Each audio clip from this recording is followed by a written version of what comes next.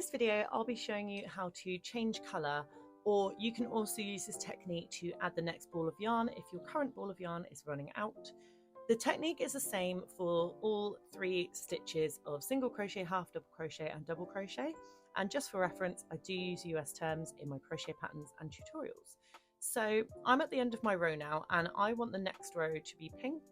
So I'm just going to work my last stitch, and in this case I'm using double crochet. So I'm just going to work my last crochet there.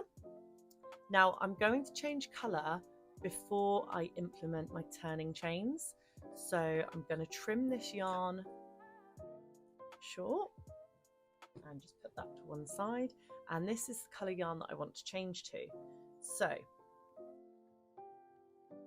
once you've finished your stitch, rather than working a turning chain, you're going to yarn over with both strands of yarn. So just lay them over your hook like that and hold them both tight. Can be a little bit fiddly. Make sure to catch them both and pull them through your loop like that. So that in theory would be our first turning chain. However, we're going to pull this really tight, so we don't want that to be our turning chain. Now I'm working double crochet stitches, so I require 3 turning chains, but the method remains the same whether you're working single, half double or double crochets. You just chain the number of turning chains for your stitch. So now instead of yarning over with my original yellowy orange yarn, I'm going to yarn over with my new colour and pull that through. That will be my first turning chain. Then I'm going to do 1 and 2 more. So that's my turning chains done. Then I'm going to give these short ends here a real tight pull, so they will tighten right up, almost disappearing, which is why we don't include them as a turning chain. Then we can rotate our work. Now you have 2 options here because you've got these ends that you need to hide. So you can just leave them and weave them in at the end using a tapestry needle, or you can encapsulate them in your crochet stitches. So because of where we've done the colour chain, they sit quite nicely on top of our stitches here.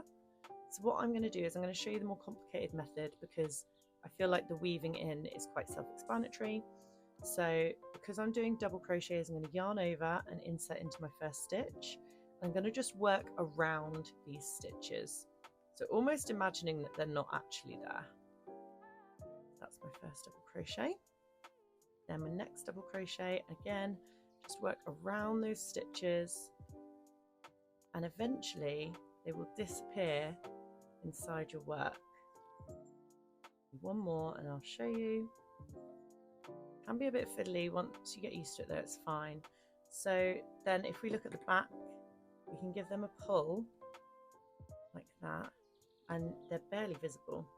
I'll keep going. So I would recommend doing this for maybe 5 or 6 stitches until you feel like your stitches are really well hidden and nice and secure. Can be a little bit fiddly at first, but you get used to it. Okay, and again we're just going to give them a little tug, and then you can trim those ends, put them to one side, and then continue in your new colour.